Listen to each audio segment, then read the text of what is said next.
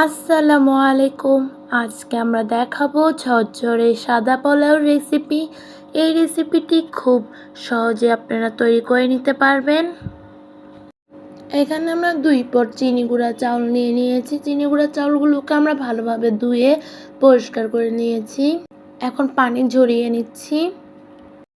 এখানে আমরা একটি প্যান নিয়েছি। প্যানের মধ্যে এখন 1/3 কাপ তেল নিয়েছি। এখানে আমরা হাফ কাপ পেঁয়াজ কুচি নিয়েছি, এখন দিয়ে দিচ্ছি।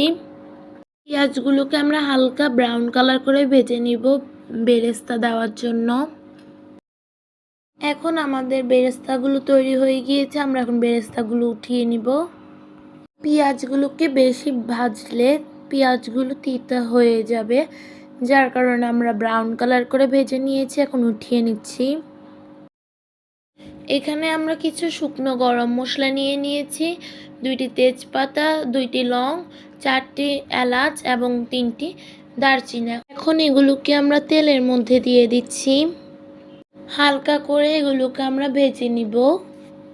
এখানে আমরা ভালোভাবে ধুয়ে পরিষ্কার করে রাখা চাউলগুলো দিয়ে দিব। এখন আমরা পোলাও চাউলগুলো একটি স্ট্রেনারের মাধ্যমে পানি ঝরিয়ে নিয়েছি।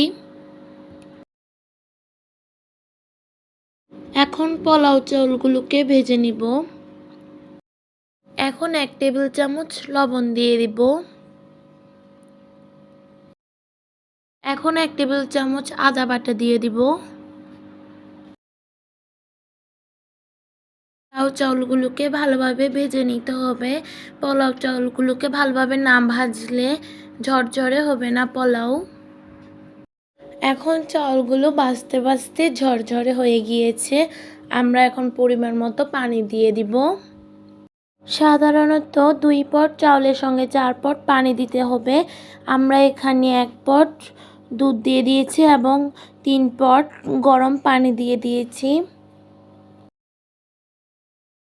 এখন 5টি কাঁচামরিচ দিয়ে দিচ্ছি। এখন আমরা 7-8 মিনিট পোলাওগুলো ঢাকনা দিয়ে রেখে দিব, যতক্ষণ পর্যন্ত না পানিগুলো শুকিয়ে যাবে। এখন 7 মিনিট পর আমরা পোলাওগুলো একটু দেখে নিচ্ছি। আমরা পোলাওগুলোকে একটু উল্টিয়ে দিচ্ছি। এখন আমরা 3টি আলু বকরা দিয়ে দিব। হাফ চামচ কেওড়ার জল দিয়ে দিচ্ছি। 1 টেবিল চামচ ঘি দিয়ে দিচ্ছি। আরও 4 মিনিট আমরা এভাবে ঢাকনা দিয়ে রেখে দিব। আমরা লো হিটে আরও 4 মিনিট রেখে দিয়েছি। এখন আমরা 4 মিনিট পরে দেখে নিচ্ছি। 1 চামচ চিনি দিয়ে দিচ্ছি। এখন আমাদের ভেজে নেওয়া বেরেস্তাগুলো দিয়ে দিচ্ছি। আমাদের প্যানটি অনেক ভারী, যার কারণে আমরা প্যানের নিচে কোনো তাওয়া দিইনি। যদি আপনাদের প্যান হালকা হয় তবে আপনারা প্যানের নিচে একটি তাওয়া দিতে পারেন। এখন আমরা আরও 5 মিনিট ঢাকনা দিয়ে রেখে দিব। এখন 5 মিনিট পরে আমাদের পোলাওগুলো তৈরি হয়ে গিয়েছে।